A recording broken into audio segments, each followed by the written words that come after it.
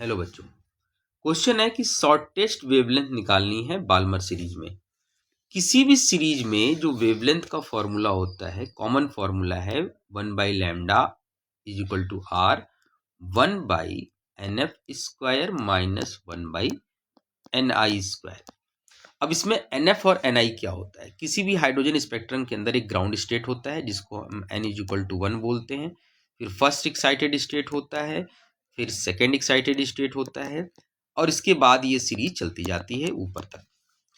अगर इलेक्ट्रॉन सबसे higher level से नीचे आता है तो उस केस में सबसे ऊपर वाले एनर्जी लेवल से, सबसे ऊपर वाले एनर्जी लेवल से जब आएगा नीचे, उस केस में एनर्जी डिफरेंस सबसे ज्यादा होगी, यानी फ्रीक्वेंसी भी ज्यादा होगी, यानी वेवलेंथ सबसे छोटी होगी। इसका मतलब मुझे शॉर्टेस्ट वेवलेंथ पूछा गया है, यानी कि वो इलेक्ट्रॉन कहाँ से आ रहा है? वो इन्फिनिटी से आ रहा है। ओके, अब वो कौन सी सीरीज है? बाल्मर सीरीज है। बाल्मर सीरीज है यानी कि वो सेकंड पे आ रहा है, यानी कि ये NF की वैल्यू हो गई 2।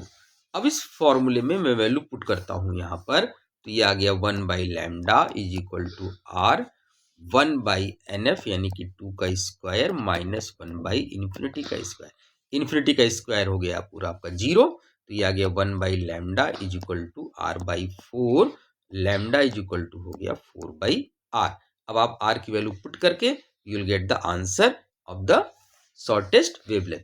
अब आप इसी फॉर्मूले के ऊपर आप इस क्वेश्चन को करिएगा जिसमें लाइमन सीरीज दिया गया है। लाइमन सीरीज, अब लाइमन सीरीज के अंदर क्या होता है? लाइमन सीरीज के अंदर इलेक्ट्रॉन ग्राउंड स्टेट पर आता है, यहां पर आएगा। तो अब आप खुद से करके देखिएगा। Okay, thank you.